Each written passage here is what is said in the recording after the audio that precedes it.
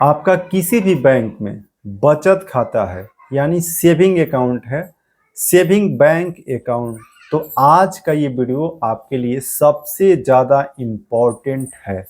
क्योंकि देखिए हर साल कुछ नए रूल, कुछ नए नियम जो है सेविंग बैंक अकाउंट पर लागू होते हैं।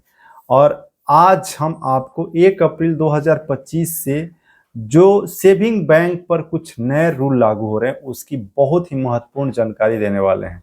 देखिए लगातार जो है भारत में कई लोगों के पास इनकम टैक्स का नोटिस जो है उनको मिल जाता है, क्योंकि उनको जानकारी नहीं होता है और वे अपने सेविंग बैंक अकाउंट पर जो रूल है, जो नियम है, उसको सही तरीके से फॉलो नहीं करते हैं, जिसके कारण जो है उनको समस्या होती है। तो आज आप ध्यान से देखिएगा, क्योंकि आज जो हम आपको जानकारी देंगे वे जानकारी जो है बिल्कुल जो गाइडलाइन है, जो बैंक का, जो रिजर्व बैंक ऑफ इंडिया का जो रूल है, जो भारत सरकार की तरफ से जो रूल बैंक पर बनाए जाते हैं कैश की लिमिट को लेकर के या फिर इंफॉर्मेशन जो लाया जाता है, वहीं आपको इम्पोर्टेंट जानकारी हम देंगे।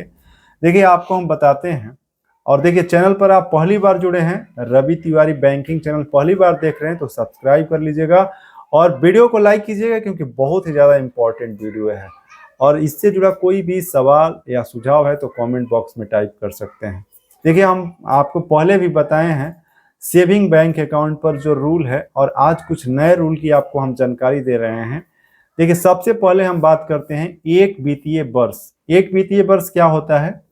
यानी कि 1 अप्रैल से लेकर के, यानी 1 अप्रैल 2025 से आप नेक्स्ट जो 31 मार्च 2026 है उसके बीच का जो समय होता है वो एक फाइनेंशियल ईयर होता है, एक वित्तीय वर्ष होता है।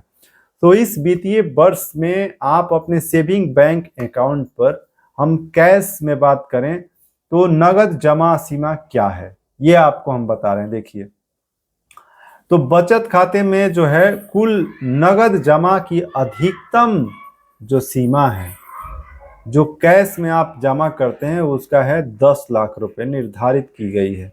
यह सीमा जैसे ही आप क्रॉस करते हैं, यानी 10 लाख से ज़्यादा आप अपने सेविंग बैंक अकाउंट पर जमा करते हैं, तो बैंक का ये रूल है कि बैंक जो है आयकर विभाग को इसकी सूचना देता है, और देना इम्पोर्टेंट भी है, क्योंकि 10 लाख से ज़्यादा कैश पर ये आपको जानकारी नहीं मिलता है। और देखिए इनकम टैक्स का नोटिस की जहाँ तक सवाल है, ये जरूरी नहीं है कि आपको तुरंत मिल जाए। अगले 3 साल तक, जैसे आज आप अपने बैंक के रूल के हिसाब से जो भी आप ओवर जाते हैं, लिमिट क्रॉस करते हैं, तो अगले 3 साल के बीच में कभी भी जो है नोटिस आपको मिल सकता है, यदि आप ये लिमिट क्रॉस करते हैं तब। लेकिन ऐसा नहीं है कि आप लिमिट क्रॉस नहीं करते हैं तो आपको नोटिस मिलता है, ये आपको समझने की जरूरत है।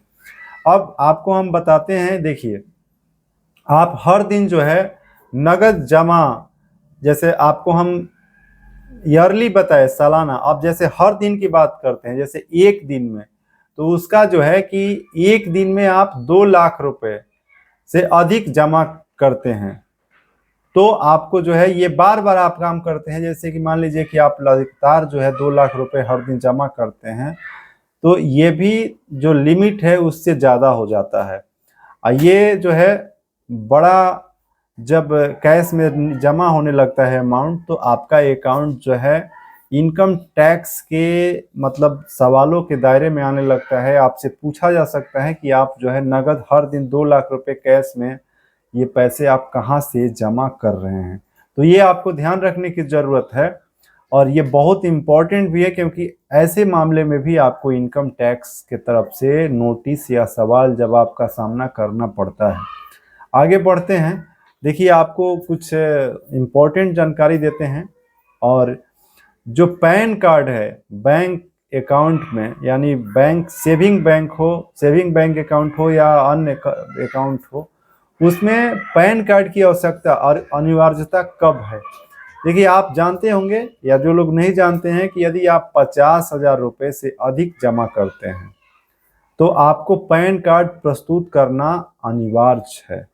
तो पैन कार्ड, आप मान लीजिए कि 50,000 से 1 रुपया भी अधिक करते हैं तो आपको पैन कार्ड देना जरूरी है। आपके बैंक में भी पैन कार्ड जो है लिंक होना जरूरी है, क्योंकि बिना पैन कार्ड के आप इससे ज़्यादा नहीं जमा कर सकते हैं अपने सेविंग बैंक अकाउंट में।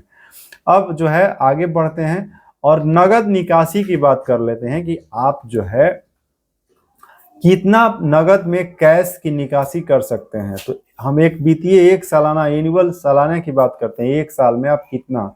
तो देखिए इसका भी जो है वह भी है, बचत खाते से आप एक वित्तीय वर्ष में 10 लाख रुपए से अधिक अधिक निकासी करने पर आपको जो है आयकर विभाग की नोटिस का सामना करना पड़ सकता है। तो ये आपको ध्यान रखने की जरूरत है कि आप इससे ज्यादा कैश में निकासी न करें। हम कैश की ही बात कर रहे हैं, आप जो है खाता से खाता कर सकते हैं। और ये जो है उन लोगों के लिए है जो इनकम टैक्स का जो है फाइलिंग नहीं करते हैं, यानी आईटीआर फाइल नहीं करते हैं, आप उस दायरे में नहीं आते हैं। और सेविंग बैंक में इससे आप ट्रांजैक्शन जब ज़्यादा करने लगते हैं जमा या निकासी, तब आप जो है इस इनकम टैक्स की नोटिस की सामना करना आपको पड़ेगा। अब आपको बताते हैं फिक्स डिपॉजिट पर, जैसे मान लीजिए कि आप फिक्स डिपॉजिट ही करते हैं और किसी भी बैंक की हम बात कर रहे हैं, कोई एक बैंक की नहीं, जैसे एसबीआई हो या अन्य कोई भी बैंक हो, तो यदि आप एक वर्ष में यानी एक वर्ष में 10 लाख रुपए से अधिक की फिक्स डिपॉजिट करते हैं तो भी आपको, और आईटीआर फाइल नहीं करते हैं तो आपको जो है इनकम टैक्स का नोटिस का सामना करना पड़ सकता है।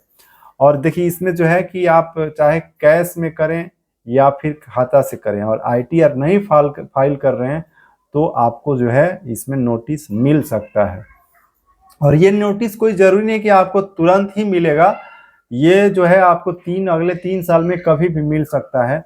और आपको कुछ और इम्पोर्टेंट जानकारी हम आज दे देते हैं। देखिए वो बहुत ही, पहले कौन सा नियम लागू था, जो सेविंग बैंक अकाउंट है उस पर कौन कौन से नियम।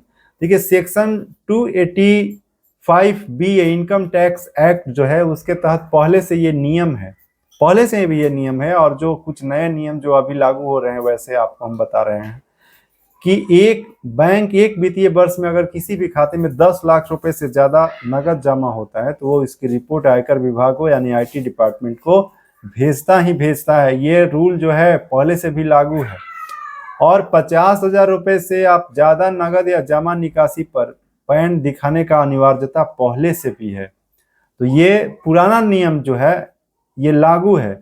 और देखिए आपको वैसे हम जो जानकारी दे रहे हैं कि ये नियम पहले से सब लागू है, अब जो है सरकार इस पर कड़े जो है तरीके से लागू कर रही है और गलतियों पर जो है अब जो है लोगों को नोटिस जा रहा है। लेकिन पहले नोटिस नहीं जाता था क्योंकि पहले इतना ज्यादा ट्रांजैक्शन भी नहीं होता था, अब लोगों के पास ज्यादा पैसा भी हो गया है, इसीलिए बैंक के तरफ से जो है इंफॉर्मेशन आरबीआई को या जो इनकम टैक्स को जाता है और उस पर जो है एक्शन लिया जा रहा है।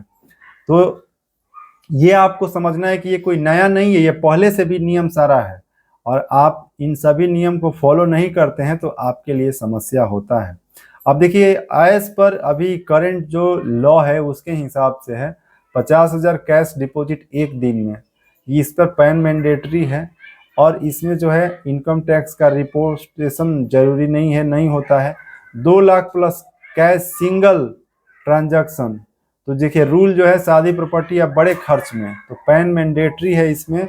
और इसमें जो है इनकम टैक्स का जो है सामना आपको करना पड़ सकता है। 10 लाख कैश डिपॉजिट एनुअल की हम बात करते हैं पूरे साल में, तो इस पर पैन मैंडेटरी है और बैंक आईटी को रिपोर्ट करता है ऐसे मामले में। तो ये कुछ जरूरी जानकारी है जो कि आपको हम इस वीडियो में दिए हैं। सेविंग बैंक में 1 अप्रैल से बैंक में कैश जमा करने की नई लिमिट को लेकर के जो कि इनकम टैक्स डिपार्टमेंट का नोटिस लोगों को मिलता है। आशा करते हैं कि इस वीडियो में जो भी हम आपको जानकारी दें आपको जरूर अच्छा लगा होगा। अभी आप रवि तिवारी बैंकिंग चैनल देख रहे थे, यदि आप चैनल पर पहली बार जुड़े हैं तो सब्सक्राइब कर लीजिए, वीडियो को लाइक कीजिए और इससे जुड़ा कोई भी कंफ्यूजन है या फिर सुझाव है तो आप कमेंट बॉक्स में टाइप कीजिए। तो आज के इस वीडियो में बस इतना ही। जय हिंद।